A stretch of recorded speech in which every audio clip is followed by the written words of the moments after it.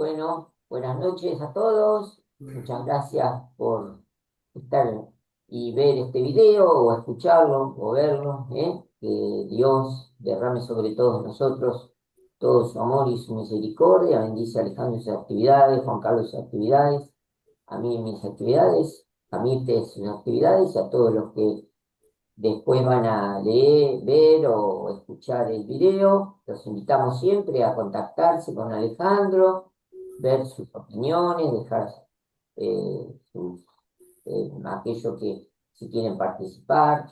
Son todos muy bienvenidos. Y rezamos la oración al Espíritu Santo. Oh Espíritu Santo, amor del Padre y del Hijo, inspírame siempre lo que debo pensar, lo que debo decir, cómo debo decirlo, lo que debo callar, cómo debo actuar, lo que debo hacer, para gloria de Dios, bien de las almas y mi propia santificación.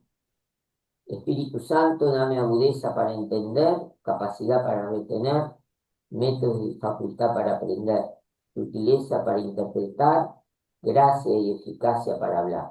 Dame acierto al empezar, dirección al progresar, perfección al acabar. Amén. Amén. Amén. Muy bien. Gracias, Fernando. Bueno, Juan Carlos, con gusto te escuchamos. Vamos a continuar entonces con el desarrollo de esa maravillosa formulación de fe que es el credo, ¿eh? Que así como un buen vino lleva muchos años de maduración, la formulación de esta fe le llevó a la iglesia naciente unos 3 siglos, de controversias, de análisis. Eran verdades que ya estaban en la palabra, estaban en la enseñanza que habían recibido los apóstoles, pero era necesario explicitarla, formularla. Por eso es que venimos desarrollando el credo. Hemos comenzado con: creo en Dios Padre Todopoderoso, creador del cielo y de la tierra. Hemos llegado hasta este punto, creador del cielo. La vez pasada hablamos del cielo dentro de la creación, como lugar de Dios, de la presencia divina, también lugar de los ángeles. Y ahora, en la parte de la tierra, vamos a comenzar hablando del hombre, dentro de la creación de la tierra, como figura, yo diría, protagónica, como elemento protagónico de la creación de la tierra. Dios creó el cielo y la tierra. Cuando crea la tierra, el hombre ocupa un lugar especialísimo. Muy bien, entonces, en el Génesis leemos que Dios creó al hombre a su imagen. A imagen de Dios lo creó. Hombre y mujer los creó. Esto está dicho en Génesis 1:27. Así, Alejandro, si podés leernos Génesis 1:27, ¿qué dice ahí? Dice así: y creó Dios al hombre a su imagen. A imagen de Dios lo creó. Varón y hembra los creó. Muy bien, bueno, interesante pasaje. El hombre ocupa un lugar único en la creación. Está hecho a imagen de Dios. En su propia naturaleza une el mundo espiritual y el mundo material. Es creado hombre y mujer. Dios lo estableció en la amistad con él.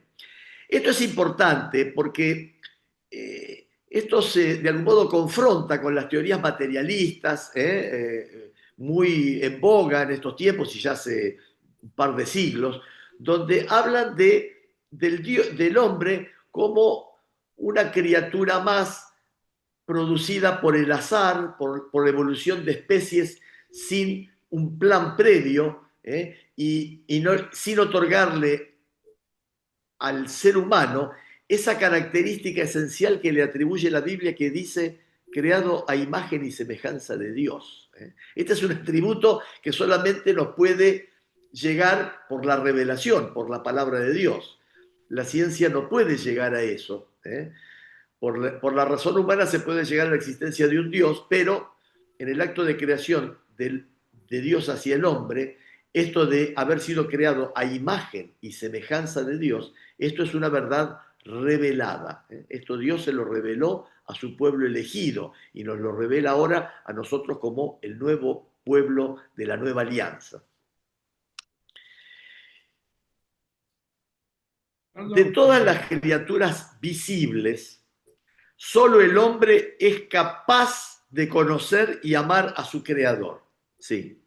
¿Qué quería decir, En mi Alejandro? comentario, que justamente Dios creó al hombre y a la mujer a semejanza de Dios, no solamente al hombre, porque Claro, hay como una sí. cultura de que el hombre y que la mujer no es, y sin embargo la mujer también es semejante a Dios.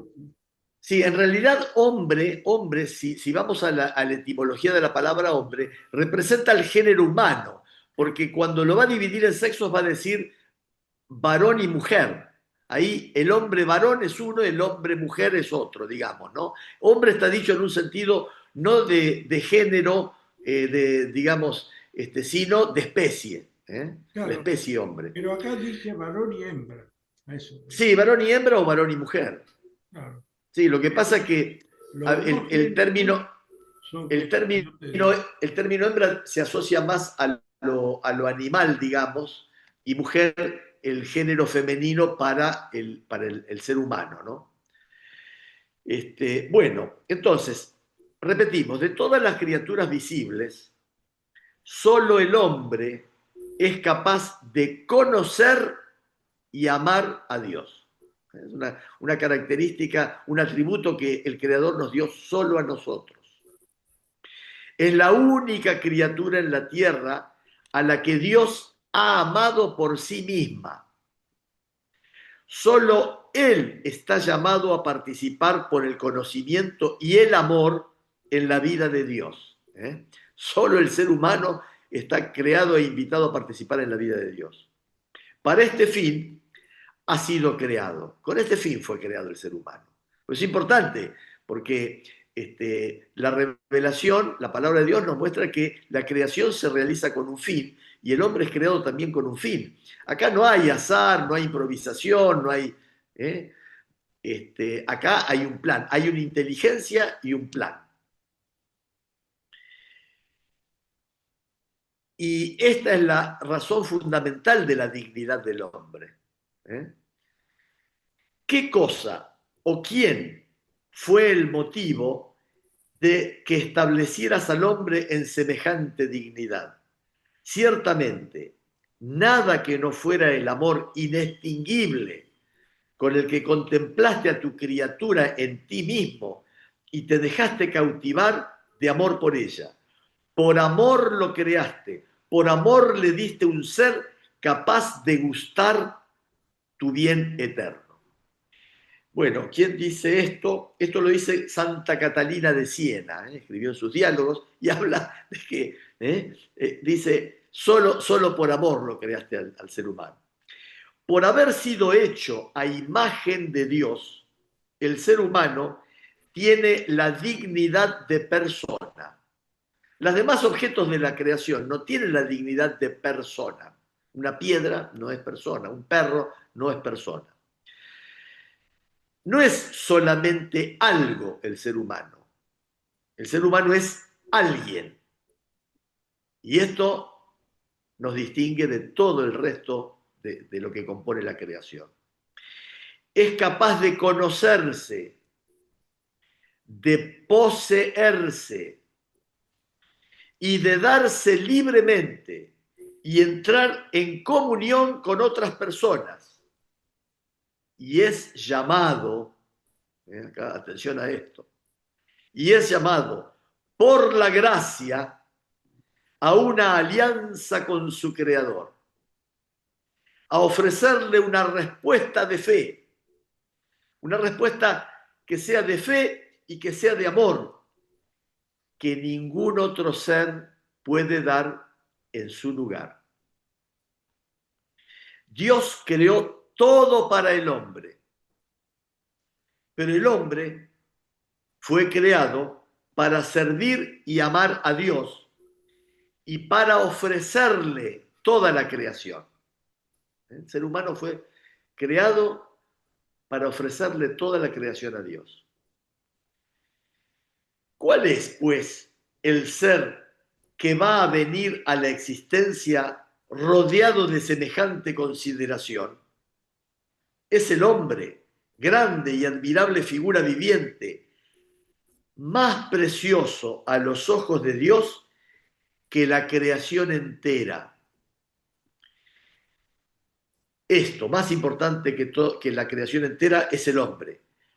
Para él existen el cielo y la tierra y el mar, y la totalidad de la creación.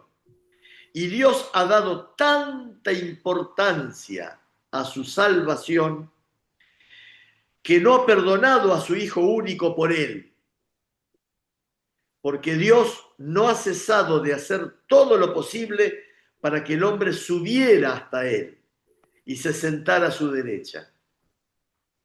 ¿Esto dónde está dicho? Esto lo ha dicho San Juan Crisóstomo, otro santo de la Iglesia. Realmente el misterio del hombre solo se esclarece en el misterio del Verbo encarnado. San Pablo nos va a decir que dos hombres dieron origen al género humano. Acá está dos hombres refiriéndose a Adán y Eva, al varón y mujer. Dos hombres dieron origen al género humano, a saber, acá se refiere a Adán y Cristo. Bueno, dos varones, acá coincide. El primer hombre, Adán, fue un ser animado. El último Adán, un espíritu que da vida. Aquel primer Adán fue creado por el segundo, de quien recibió el alma con la cual empezó a vivir. El segundo Adán es aquel que cuando creó al primero, colocó en él su divina imagen. Está hablando cuando Jesucristo crea a Adán, pone su imagen. De aquí que recibiera su naturaleza y adoptara su mismo nombre, para que aquel a quien había formado a su misma imagen no pereciera. El primer Adán es en realidad el nuevo Adán. Aquel primer Adán tuvo principio, pero este último Adán no tiene fin. Por lo cual, este último es realmente el primero, como él mismo afirma: yo soy el primero y yo soy el último. Bueno, esto está dicho por San Pedro Cristólogo en uno de sus sermones, ¿no? Debido a la comunidad de origen, el género humano forma una unidad. Todo el género humano, porque tú has tenido un origen común. Porque Dios creó de un solo principio todo el linaje humano. Bueno, yo no les había mencionado, a ver, acá esto de que hay una comunidad de origen y que el género humano forma una unidad, porque Dios creó de un solo principio todo el linaje humano, proviene de Hechos 17:26, que lo voy a buscar ya para leerlo. Hechos 27:16.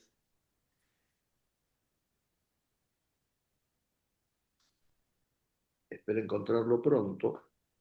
Acá tengo Hechos. Y dijimos Hechos 17:26. A ver, ¿dónde tenemos los Hechos?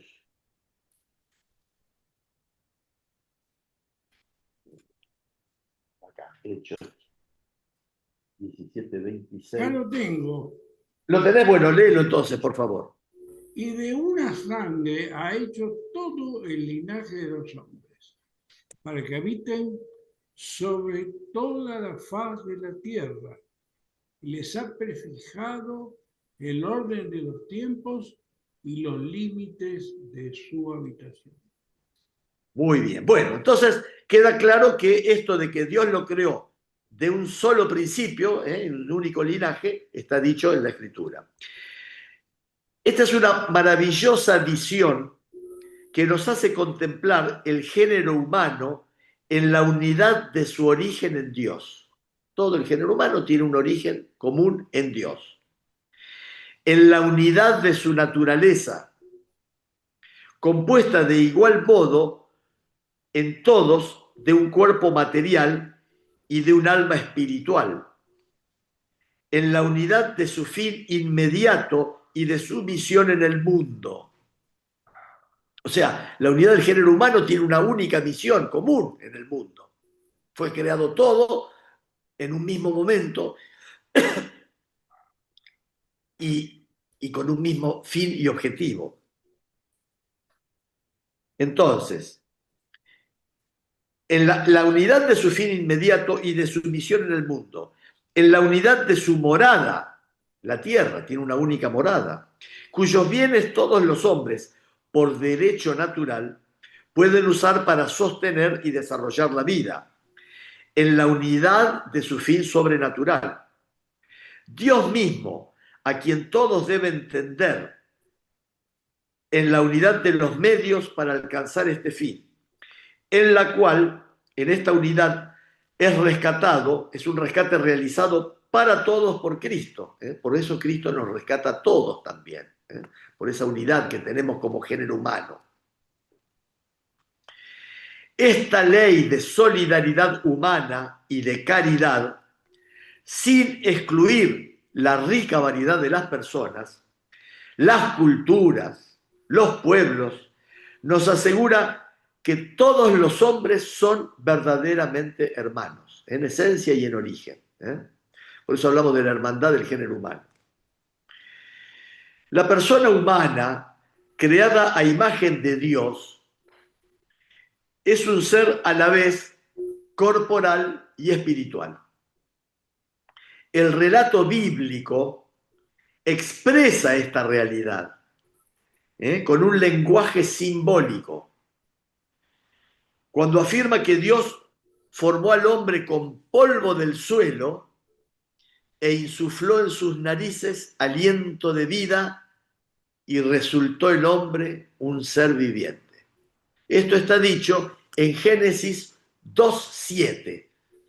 A ver si podemos ir a Génesis 2:7. Sí, ya lo tengo. Entonces el Señor Dios modeló al hombre con arcilla del suelo, sopló en su nariz un aliento de vida. Así el hombre se convirtió en un ser viviente. Ahí está. Se conformó en un ser viviente con su parte corpórea y su parte espiritual, de la arcilla y del soplo. Fíjense qué interesante, la materialidad con la materia y la espiritualidad en el hombre, el alma del soplo divino, del soplo de Dios. Por eso es que en el hombre está esa acción de Dios, está, digamos, está ese aire que insufló Dios. Está sellado por Dios. A menudo el término alma designa en la Sagrada Escritura la vida humana o toda la persona humana, pero designa también lo que hay de más íntimo en el hombre y también lo que hay de más valor en él. Aquello por lo que es particularmente imagen de Dios. Alma significa el principio espiritual en el hombre. El cuerpo del hombre participa de la dignidad de la imagen de Dios. Es cuerpo humano precisamente porque está animado por el alma espiritual. Y es toda la persona humana la que está destinada a ser en el cuerpo de Cristo el templo del Espíritu. Uno en cuerpo y alma.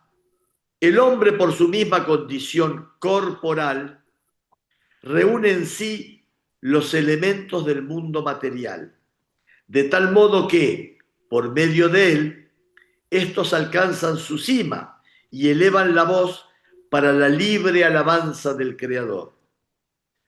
Por consiguiente, no es lícito al hombre despreciar la vida corporal, sino que, por el contrario, tiene que considerar su cuerpo bueno y digno. Su cuerpo tiene que ser digno de honra, ya que ha sido creado por Dios y ha de resucitar en el último día. Por eso los ritos fúnebres, la consideración del cuidado del cuerpo, tienen su raíz, su principio en esto. El cuerpo no puede ser, según nos enseña la Iglesia, descartado, digamos, por ejemplo, como hacen algunos que después de la cremación lo arrojan a cualquier lugar. No está bien eso, porque ese cuerpo ha recibido un bautismo. Para nosotros los católicos ha recibido la Eucaristía, ha recibido bendiciones. Ese es un cuerpo que tiene elementos de sacralidad y por lo tanto debe ser respetado y honrado de esa manera.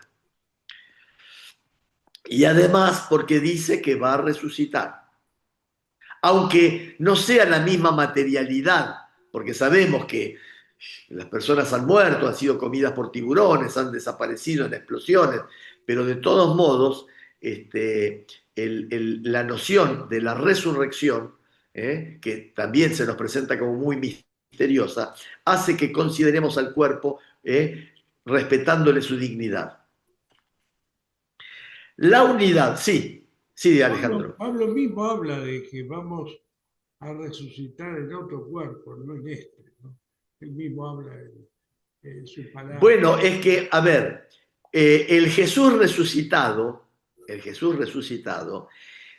tiene el cuerpo original y al mismo tiempo es otro cuerpo, Claro. porque tiene características. Cuando lo va a tocar la Magdalena le dice: no me toques, debo ir a mi padre. Pero el cuerpo que ha sido sepultado ha resucitado, porque ya no está más en el sepulcro. ¿Pero es el mismo cuerpo? No, es un cuerpo glorificado. Entonces, misteriosamente, es el mismo y no es el mismo, ¿no? Es como nosotros también cuando nacemos a la vida, somos el que estaba en el vientre materno y somos otro después que somos arrojados al mundo. Y cuando nacemos a la fe, somos el anterior y somos un nuevo hombre. Es decir, como que coexisten esas dos situaciones. Yo, sin embargo, Entonces, ¿puedo ¿cómo? agregar algo más? Sí, sí, por favor. No, yo creo personalmente, esto es una cuestión puramente personal, que este cuerpo, digamos, Dios ya, Él lo hizo y Él lo conoce perfectamente. Digamos, que, como vos decías, cuando a alguien le hace la cremación, yo no le veo, digamos, trascendencia a lo que pase si hay gente que los tira al mar, el cuerpo, otros. Porque la creación la hizo Dios y Dios conoce perfectamente el cuerpo que nos dio y tiene toda la información que quiera para hacerlo de nuevo cuantas veces quiera, digamos. Si lo hace a través de una simple célula que ni se ve y puede generar 20 millones de células como tenemos en este cuerpo, él tiene todo el poder para darnos otro cuerpo mejor, digamos. Creo que lo que queda en sustrato es nuestra vida, nuestros actos, lo que hicimos, lo que, lo que hablamos, porque incluso fíjate vos que en la palabra habla toda palabra que diga, o sea, nuestras palabras, nuestras acciones, ¿no? Que valora a Dios, ¿no? Me parece a mí. Yo con todo respeto, hay gente que, por ejemplo, inclusive está en contra de la cremación. Yo no sé, ¿no? Me parece que no. No, la Iglesia Católica, que en algún momento no acordaba con la cremación, ahora sí. Pero hay un tema para nosotros los católicos. Nosotros, cuando participamos de la Eucaristía, recibimos el cuerpo y la sangre de Cristo. Y ese cuerpo y la sangre de Cristo se integran en nuestro cuerpo. Entonces, nuestro cuerpo posee partes de ese cuerpo y de esa sangre de Cristo. Eso es lo que hace que nuestro cuerpo posea una sacralidad que merece el respeto, la dignidad y el cuidado por ese aspecto. Nosotros nos hacemos uno con Cristo en cuerpo, alma y divinidad. Es una cuestión de fe, Está bien. Consumimos su Pero cuerpo, consumimos su sangre y se integra no solo espiritualmente, porque cuando se habla de que la participación en la última cena es una participación espiritual con las enseñanzas de Cristo, de su doctrina y de su fe, para nosotros no es una unión espiritual, es una unión espiritual y corporal, porque Jesucristo fue verdadero hombre con cuerpo y alma, y nosotros somos hombres con cuerpo y alma. Nos unimos a Él con cuerpo y alma. Y el cuerpo de Cristo era sagrado, ¿eh? Y también por eso es sagrada la Eucaristía y somos sagrados en cuerpo y alma, y por eso tenemos este pensamiento y esta conducta respecto del cuerpo. Que no quiere decir idolatrar al cuerpo de un modo, no. Es precisamente por la presencia de Cristo en nosotros a través del sacramento de la Eucaristía. Por eso las implicancias de cómo vivimos la última cena, cómo vivimos las enseñanzas de Cristo, la liturgia, que sería la forma en cómo nos relacionamos con Dios, cómo vivimos la fe, cómo vivimos su amor, cómo expresamos nuestro amor, todo eso guarda relación con lo que dice la Escritura y guarda relación con la tradición. ¿Y qué es la tradición? La tradición es no solo la Biblia que nos quedó del Antiguo Testamento y después de los escritos del Nuevo, sino cómo la vivieron los apóstoles, cómo la encarnaron, cómo la llevaron, cómo la ejecutaron. Entonces, porque está la orden de ir y bautizar. Bueno, pero ¿cómo vamos y bautizamos? ¿De qué manera? Bueno, de la manera como lo hicieron los apóstoles. Hagan esto en conmemoración mía. ¿Cómo? ¿De qué manera? Como le hicieron los apóstoles, como ellos le hicieron, le enseñaron y la transmitieron. Ese poder le quedó a la iglesia de implementar la materialidad de las órdenes que dio Jesucristo. Lo mismo cuando dice, tú eres Pedro y sobre esta piedra edifico mi iglesia. El lugar de piedra angular dentro de la estructura humana de la iglesia que le confiere a Pedro y a sus seguidores, y de ahí que tengamos un pastor universal y sus seguidores a través de Pedro, también está en lo que dijo el Evangelio, tú eres Pedro, le cambia el nombre, le da la misión, y cómo lo vivió la iglesia ese mandato, cómo esa lectura evangélica, cómo la encarnó, cómo la percibió. Y todo lo que enseñó Jesús en su vida terrena y todo lo que aprendieron los apóstoles de la tradición judía, porque ellos iban a la sinagoga, rezaban los salmos, todo eso fue lo que configuró este credo el cual estamos desmenuzando y estamos masticando de a poco. Esto de la corporidad de Cristo y de su presencia en medio de su pueblo a través de la Eucaristía, miren, cuando Jesús en el sermón donde habla del pan de vida, en capítulo 6 de Juan, cuando habla y dice, el que no come mi carne y no bebe mi sangre, y en algún momento dijimos, el verbo comer tiene varias acepciones en el griego. Está el comer, que es una palabra, yo no lo recuerdo ahora, es el comer de nutrirse, y está el comer de la acción mecánica de masticar, de roer. Bueno, Jesús utiliza los dos verbos y en particular utiliza el verbo roer, de masticar. Fíjense, por eso a nosotros que nos acercamos del mejor modo realmente a la intención de Cristo, Cristo quiso que lo comiéramos, que lo comiéramos. Y esto guarda una unión maravillosa con todo el texto de la salvación. Porque fíjense, ¿cómo entró el pecado a la humanidad? Por un acto de comer. ¿Cómo va a ser salvado el género humano?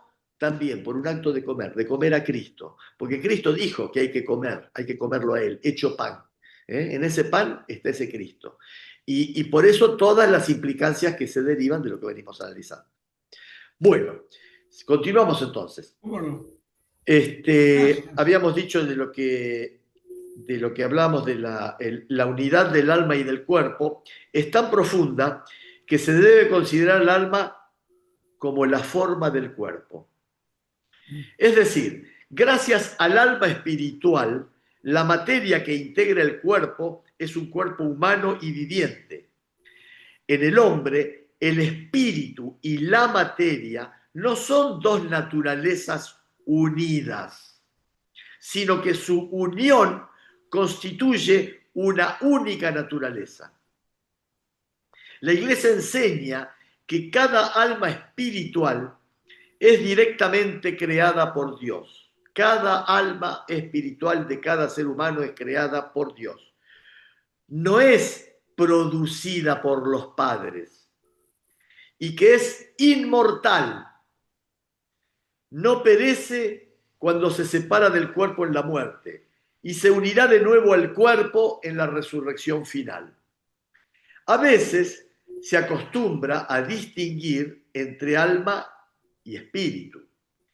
Así San Pablo ruega para que nuestro ser entero, el espíritu, el alma y el cuerpo, sea conservado sin mancha hasta la venida del Señor.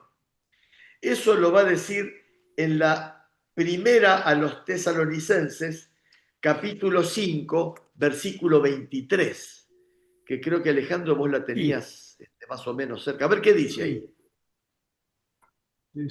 Un segundo, pensando.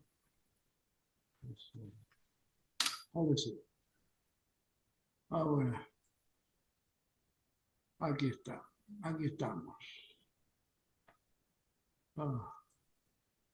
Y el mismo Dios de paz os santifique por completo y todo vuestro ser, espíritu, alma y cuerpo, sea guardado irreprensible para la venida de nuestro Señor Jesucristo. Muy bien. Bueno, entonces, la Iglesia enseña que esta distinción no introduce una dualidad en el alma. Espíritu significa que el hombre está ordenado desde su creación a su fin sobrenatural y que su alma es capaz de ser elevada gratuitamente a la comunión con Dios. La tradición espiritual de la Iglesia también presenta el corazón en su sentido bíblico de lo más profundo del ser, donde la persona se decide o no por Dios. La Iglesia enseña que en lo más profundo del ser humano, en su corazón, allí se da la batalla donde el hombre decide o no por Dios. Allí, en ese lugar, residió la decisión que tomó Adán cuando se apartó. Allí, en lo más profundo de su ser, decidió apartarse de Dios, desobedecerlo. Ahora vamos a tratar el tema de varón y mujer los creó. Igualdad y diferencias queridas por Dios. El hombre y la mujer son creados, es decir, son queridos por Dios. Por una parte, en una perfecta igualdad en tanto que personas humanas, y por otra, en su ser respectivo de hombre y de mujer. Ser hombre, ser mujer es una realidad buena y querida por Dios. Él inmediatamente de Dios su creador. La mujer tiene una dignidad que nunca pierde y que viene inmediatamente de Dios su creador. El hombre y la mujer son, con la misma dignidad, imagen de Dios. En su ser hombre y su ser mujer reflejan la sabiduría y la bondad del creador. Dios no es en modo alguno a imagen del hombre. No es ni hombre ni mujer. Dios es espíritu puro, en el cual no hay lugar para la diferencia de sexos. Pero las perfecciones del hombre y de la mujer reflejan algo de la infinita perfección de Dios. Las de una madre y las de un padre y esposo. El uno para el otro, vamos a hablar de una unidad de dos. Una unidad de dos. Creados a la vez, el hombre y la mujer son queridos por Dios el uno para el otro. La palabra de Dios no lo hace entender mediante diversos acentos del texto sagrado. Nos lo hace entender a través de distintos acentos del texto sagrado. Por ejemplo, va a decir, no es bueno que el hombre esté solo. Voy a hacerle una ayuda adecuada. Esto está en Génesis 2:18. A ver cómo lo dice la palabra. Sí, cómo no. Y dijo Jehová Dios, no es bueno que el hombre esté solo, le haré ayuda idónea para él. Ninguno de los animales es ayuda adecuada para el hombre. La mujer que Dios forma de la costilla del varón y presenta a éste, despierta en él un grito de admiración, una exclamación de amor y de comunión. Esta vez sí que es hueso de mis huesos y carne de mi carne. Esto está dicho en Génesis 2:23. A ver cómo lo expresa el autor Sí. bíblico. A ver, un segundito, acá la tengo. ¿Vale?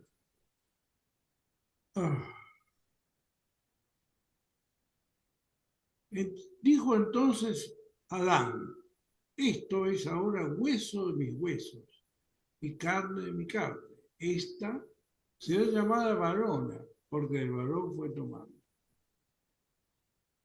¿Sigo? Es así que el hombre descubre en la mujer como un otro yo de la misma humanidad. El hombre y la mujer están hechos el uno para el otro. No que Dios los haya hecho a medias e incompletos. Decimos media naranja, pero en profundidad no es así. No somos incompletos. Los ha creado para una comunión de personas en la que cada uno puede ser ayuda para el otro, porque son a la vez iguales en cuanto personas, hueso de mis huesos, y complementarios en cuanto masculino y femenino. En el matrimonio Dios los une de manera que, formando una sola carne, esto es Génesis 2:24. A ver cómo dice Génesis 2:24. Por tanto, dejará el hombre a su padre y a su madre, y se unirá a su mujer, y serán una sola carne. Esto se dice mucho en los casamientos. Claro. Serán una sola carne para que puedan transmitir la vida humana.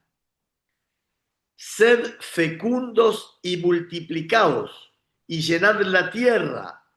Génesis 1:28. A ver cómo dice Dios. 1:28. A ver, un segundito.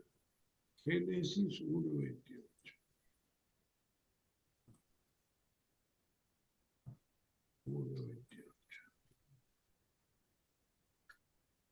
Yo lo tengo.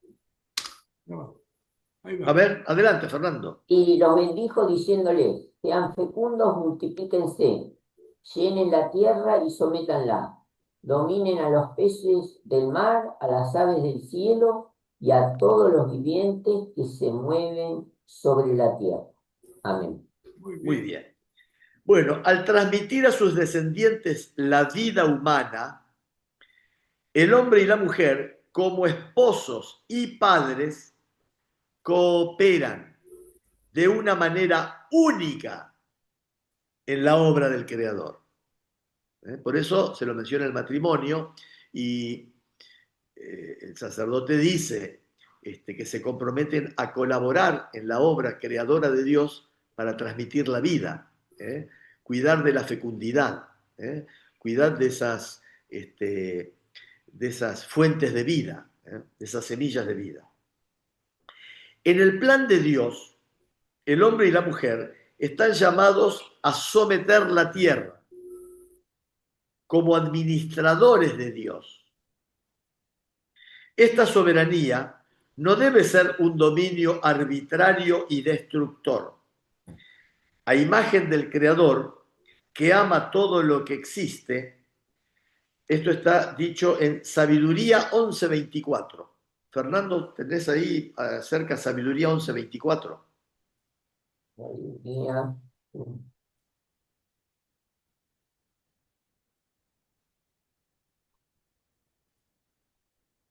11:24. Tú amas todo lo que existe y no aborreces nada de lo que has hecho, porque si hubieses odiado algo, no lo habrías creado. Amén.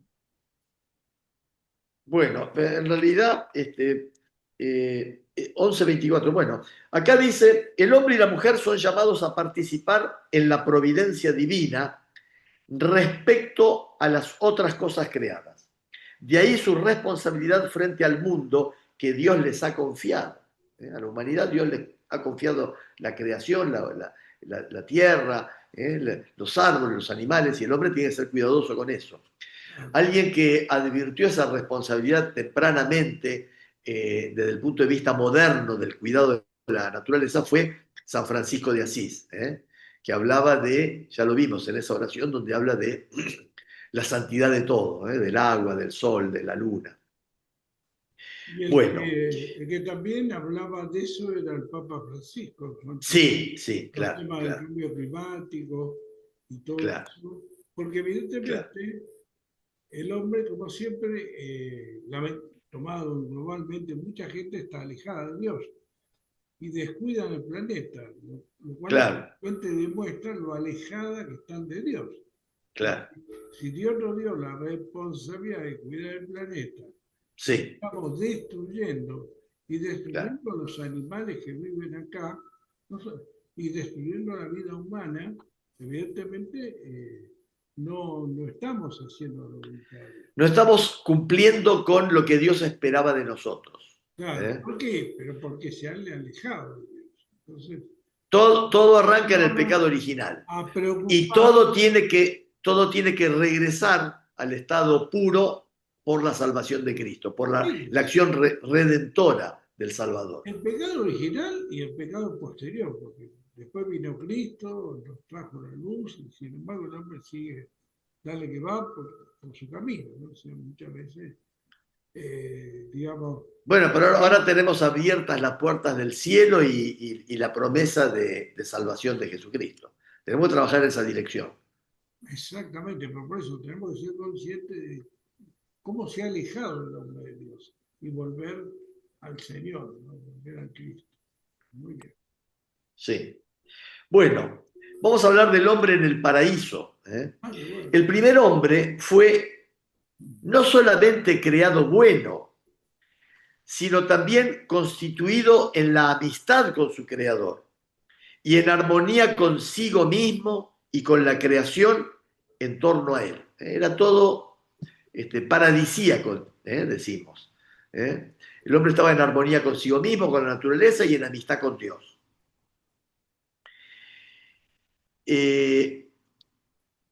Amistad y armonía tales que no serán superadas más que por la gloria de la nueva creación en Cristo. La Iglesia, interpretando de manera auténtica el simbolismo del lenguaje bíblico a la luz del Nuevo Testamento y de la tradición, enseña que nuestros primeros padres, Adán y Eva, fueron constituidos en un estado de santidad y de justicia original. Esta gracia de la santidad original era una participación de la vida divina. Adán y Eva participaban de la vida divina. Por la irradiación de esta gracia, todas las dimensiones de la vida del hombre estaban fortalecidas. Mientras permaneciese en la intimidad divina, el hombre no debía ni morir ni sufrir. La armonía interior de la persona humana, la armonía entre el hombre y la mujer y por último, la armonía entre la primera pareja y toda la creación constituía el estado llamado justicia original. El dominio del mundo que Dios había concedido al hombre desde el comienzo se realizaba ante todo dentro del hombre mismo como dominio de sí. El hombre tenía dominio de sí, era señor de sí. El hombre estaba íntegro y ordenado en todo su ser por estar libre de la triple concupiscencia. Esa concupiscencia que lo somete a los placeres de los sentidos, a la apetencia de los bienes terrenos y a la afirmación de sí mismo contra los imperativos de la razón. Signo de la familiaridad con Dios es el hecho de que Dios lo coloca en el jardín. Vive allí para cultivar la tierra y guardarla. Esto está en Génesis 2:15, no vamos a leer, pero Dios lo pone en el jardín para que cuide el jardín. Y el trabajo no es penoso, sino que es la colaboración del hombre y de la mujer con Dios en el perfeccionamiento de la creación visible.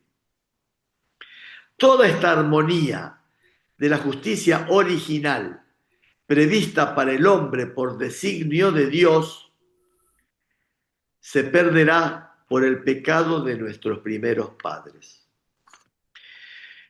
Vamos a hacer ahora un pequeño resumen de lo que vimos, de lo que vimos hasta acá del hombre. Con el horario estamos más o menos, ¿no? Sí, vamos. Viene bien que hagamos el resumen. Ya podemos ir redondeando. En el resumen dice así: a imagen tuya creaste al hombre y le encomendaste el universo entero para que, sirviéndote solo a ti, su creador, dominara todo lo creado. El hombre es predestinado a reproducir la imagen del Hijo de Dios hecho hombre, imagen del Dios invisible. Esto está dicho en Colosenses 1:15, para que Cristo sea el primogénito de una multitud de hermanos y de hermanas. El hombre es corpore et anima unus, o sea, una unidad de cuerpo y alma.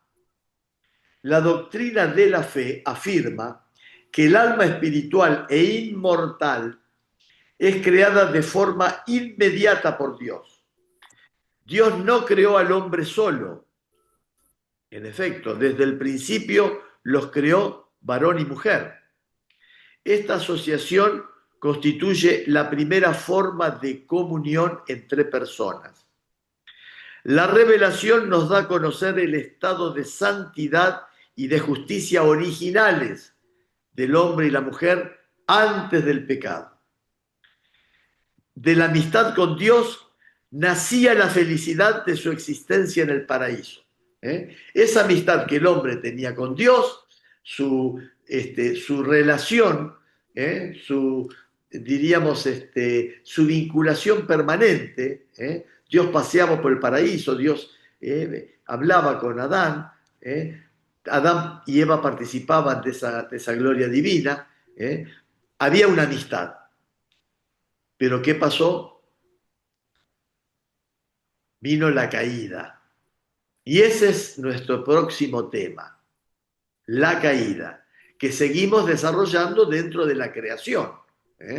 Pues dentro de la creación de la tierra se produjo la creación del hombre, su hechura a imagen y semejanza y su caída. Así que bueno, cerramos acá, dejamos para la próxima el tema de la caída. Muchas gracias, Juan Carlos. No, gracias a ustedes, gracias a ustedes. Bueno, muy bien, muy interesante. Fernando, ¿usted quiere comentar algo? No, ¿cómo se llama? La verdad, interesante y muy completo, ¿eh? Y uno piensa, ¿no es cierto? Bueno, en el próximo capítulo, digamos, está la caída. Era, Está la, sí, perdón, ¿qué dijo? La está la caída. caída, La caída, sí. está la caída. si Dios pensó también la caída. Así que bueno, eh, Dios hizo posible la caída porque lo hizo libre al hombre.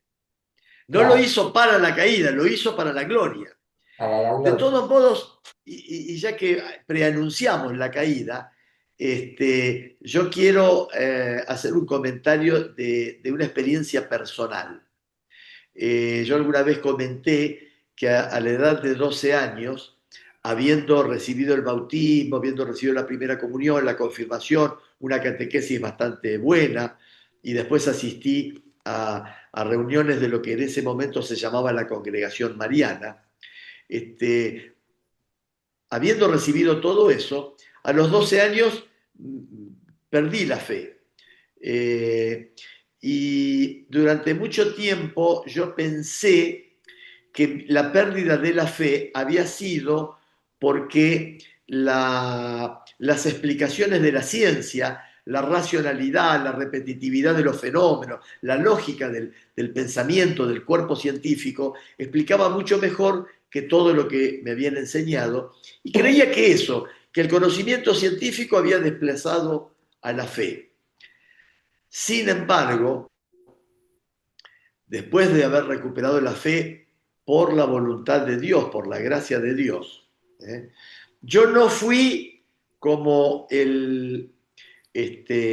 como el hijo pródigo que decide volver a la casa del padre. No, yo fui como la oveja perdida que me fue a buscar. Yo, si no, no volvía. Y en ese regreso, a lo largo de los años y a lo largo de los años, y hoy podría decir, ¿eh? Tal vez dé para hablarlo un poco más, que hoy el tema de que haya abandonado la fe tiene muchísima semejanza con lo que le pasa a Adán. No es que me cautivó las explicaciones de la ciencia, que un poco sí, pero fue un conjunto de cosas. En realidad, hoy puedo comprenderlo más a Adán en su caída, porque yo percibo que en mí se dio un proceso muy similar, muy similar. Que si quieren algún día por ahí lo desarrollamos un poco. Pero realmente pienso que estos textos bíblicos, claro, nosotros decimos son palabra de Dios, realmente tienen una profundidad, una trascendencia que nunca terminamos de llegar a fondo. Siempre sigue surgiendo, sigue brotando agua para esa sed que tenemos de Dios. Tenemos sed de Dios, decía San Agustín, hemos sido hechos para Dios y gracias a la palabra nos alimentamos y podemos regresar hacia Él. Amén, amén. Bueno, cuando Amén. te toque hablar de la caída, podés comentar esa época de tu vida y qué es lo que vos pudiste rescatar, ¿no? En tu vida semejante a Adán, ¿no? Sí, Este, cuando vuelco mi mirada sobre aquellos momentos donde me fui apartando de la fe, voy descubriendo muchas otras cosas, muchos otros elementos que me llevaron erróneamente a apartarme de la fe. No haber cuidado esa fe que tan esmeradamente me inculcaron, me prodigaron, me acercaron. Por eso debemos proteger la fe, cuidarla, debemos cuidarla, como cuidar la salud del cuerpo. No nos exponemos a que el sol nos queme, no nos salimos en invierno desabrigados, cuidamos el cuerpo. Bueno, con la fe también tenemos que protegerla y cuidarla. ¿eh?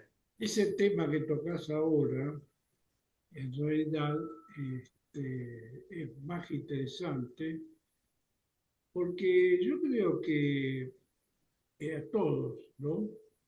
Cuando éramos jóvenes, nosotros, digamos, como decimos, 12 años, 15, alrededor de la juventud, 20 años, todos sentimos, por así decirlo, la corriente de este mundo que es muy impetuoso, nos quería inculcar que en nosotros estaba toda la decisión, que nosotros teníamos que asumir el papel de Dios y que de alguna manera claro, y del conocimiento de nosotros, y que de alguna manera es interesante la analogía con Adán, porque ¿qué le dice la astucia de la serpiente? Le dice, seréis como dioses. claro, Y ahí es un poco la semblanza de la humanidad actual, ¿no? La ciencia le dice, seréis como dioses. claro, sí, Entonces, sí, ¿para qué vamos a honrar a Dios si ya somos claro, dioses? Nosotros somos dioses. ¿Para qué claro. la Nos iglesia? damos las leyes nosotros. Nosotros hacemos lo que nosotros creemos que debemos hacer. Es que no lo hacen Ah, tan pero, crudamente, pero sutilmente el mensaje es ese. sí, Sutilmente el sí, mensaje, la marea, porque además está tan bien hecho que no te das sí, cuenta, no te das cuenta que claro. en realidad te están diciendo eso, y uno entra en la corriente de este mundo. O sea, lo que quiero decir es que vos, Juan Carlos, no fue tu decisión, fue la época. De alguna manera, yo tengo que decir con cierto, yo diría hasta dolor y preocupación, que cuando yo dejé mi comunión con la Iglesia Católica, que era muy linda, mi familia se había apartado también. No es que yo había dejado y mis padres iban a la iglesia, mi hermano, nadie iba. Todo el mundo hacía la suya y todos estaban en esa corriente de que yo decido mi vida, quién me tiene que decir lo que tengo que hacer y quién es ahí. Claro. Entonces, o sea que uno va en una corriente, en un mundo que va justamente en contra, alejado de la voluntad de Dios. Entonces, Sí, no, además, los 10 mandamientos se nos presentan como ligaduras, ataduras que nos limitan, que nos restringen la libertad, ¿no es claro, cierto? Cuando en realidad los 10 mandamientos deberían enseñarse de la siguiente manera. Debería decirle, mira, estos mandamientos son como el manual de instrucciones de la licuadora. Si vos, cuando comprás la licuadora, seguís el manual de instrucciones, la vas a conservar, la vas a cuidar. Si no haces lo que dice el manual de mantenimiento y de operación de la licuadora, si vos no cumplís con los 10 mandamientos para tu vida, te va a pasar de que te vas a descarriar. el ¿eh? manual de Eh, fabricante, decía. Claro, el manual del fabricante, claro. Entonces, pero es que verdaderamente los 10 mandamientos son para felicidad del hombre, No, para, toda para, la para Biblia. evitarle problemas, riesgos. Cuando el manual, el fabricante dice, enchúfelo, que tenga cable a tierra, es porque está previendo un montón de riesgos, está evitando, ¿no? Y Bueno, lo mismo pasa con los 10 mandamientos. Pero ¿qué pasa? Uno los 10 mandamientos dice, bueno, no puedo hacer esto que me gustaría, no puedo hacer esto otro que también me gustaría. Entonces, me aparto de los 10 mandamientos y los saco a Dios para estar sí, libre, libre una entre época, comillas. hay una época, porque es verdad, ¿no? Cuando uno es chico, por ahí, más en aquellos días que nosotros éramos chicos, ahora hay más libertad, pero había mucha opresión por parte de los padres. Los padres Claro, controlaban muy rígidamente a los hijos. Yo me acuerdo sí, cuando era chico, a mí hasta me controlaban cómo tenía que llevar el pelo. Si a mí me gustaba cortarlo de una manera, lo que yo pensaba no tenía ninguna importancia. A mí claro, me cortaban el pelo como mis padres querían, me vestían como, casi como que claro. yo ponía ciertos límites, aceptaban gustos, digamos, pero había un control muy grande. Entonces, uno sin darse cuenta también hay una rebeldía en esa juventud por ahí de deseo de ser uno mismo. Me mandaron a la escuela que yo quería. Entonces yo me sentía un poco el furgón de cola de un tren, ¿no? Que iba en una dirección que yo ni sabía, y yo era el furgón de cola de ese tren. Y entonces no, eso genera una cierta rebeldía, porque tal vez, bueno, justamente los padres no tenían al Señor, digamos, porque ya cuando uno está en el camino de Dios, todo distinto, la crianza de los hijos también, y bueno. Pero igualmente muy agradecido a los padres que tuve, yo hablo en general, ¿no? un poco la rebeldía de la juventud y sobre todo en esas edades, ¿no? Muy bien. Bueno, Bueno, muy interesante y da siempre la sabiduría de la Biblia. ¿Quién le puede enseñar algo a Dios, no? ¿Quién le- además, bueno, si ocurrió, Dios sabe por qué ocurrió y para qué ocurrió, o sea, algún día nos enteraremos de todo en el cielo, ¿no? Este, claro, pero nadie puede enseñarle nada a Dios. Justamente lo que uno va aprendiendo con los años es que nuestras capacidades, justamente que nos vendían como que podemos ser tan capaces, son tan limitadas. Y justamente ahí realmente comprendemos qué es la humildad, porque justamente esta sociedad descree la humildad sincera, ¿no? Sí, la humildad es de formas nada más, pero en realidad tratan de ponerte, viste, como, qué sé yo, pero no, la verdad es que hay que ser humilde y sobre todo frente a Dios, cero somos, cero, dada la capacidad.